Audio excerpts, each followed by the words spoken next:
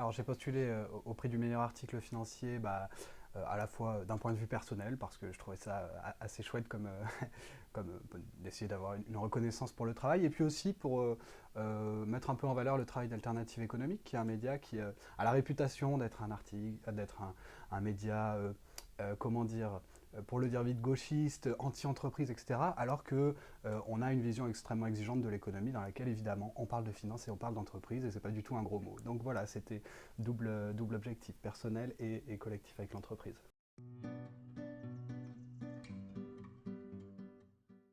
Je crois que le rôle du journaliste économique, c'est vraiment d'être à l'interface entre une matière qui fait peur, la finance, l'économie, quelque chose qui sont des matières pour lesquelles le grand public a une appréhension et la conviction qu'il n'est pas compétent, qu'il n'y comprend rien. Et d'ailleurs, on entend beaucoup, les Français n'y comprennent rien à l'économie.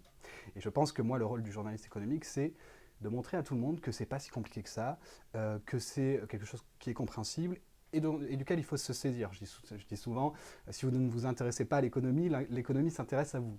Et donc l'enjeu, c'est de faire en sorte que les gens puissent vraiment comprendre pour décider lorsqu'ils doivent notamment voter, par exemple, ou faire des choix économiques dans la vie de tous les jours. Donc il y a vraiment un enjeu d'espèce de médiateur pour rendre les choses grand public et pédagogiques, et je pense que c'est vraiment le rôle du journaliste économique. Ça passe par une maîtrise des chiffres, la capacité à les interpréter, à aller les chercher, à les interpréter, et aussi parfois à faire l'interface entre les chercheurs, qui sont très bons mais qui ne sont pas toujours très pédagogues, et le grand public, qui je pense est très demandeur d'informations, mais pour lesquels il faut les travailler pour savoir les présenter de la façon la plus pédagogique possible.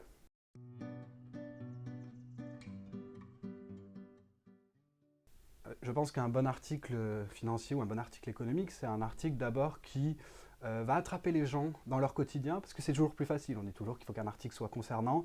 Euh, Quand on dit concernant, c'est pas forcément que de la consommation ou de l'épargne, c'est d'aller chercher les gens et leur dire hey, venez voir, ça c'est super intéressant et c'est important.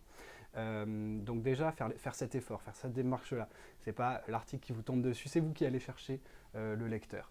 Et une fois qu'on a fait ça, un bon article, c'est celui qui va être très pédago de façon à ce que tout le monde comprenne et qui peut-être aussi va aller bousculer un peu le lecteur, lui dire tiens, je pensais que ça c'était aussi simple et en fait non, c'est un peu plus compliqué, etc.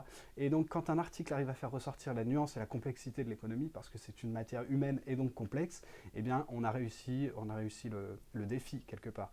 Par exemple avec l'article qui a été retenu dans le cadre de ce concours à ce stade, c'était un article qui parlait des inégalités entre régions, entre Français, donc c'est un article concernant, et qui en même temps va au-delà des évidences qui seraient de dire que les métropoles abandonnent les territoires ruraux et les petites villes. En fait, l'article montre que c'est le contraire.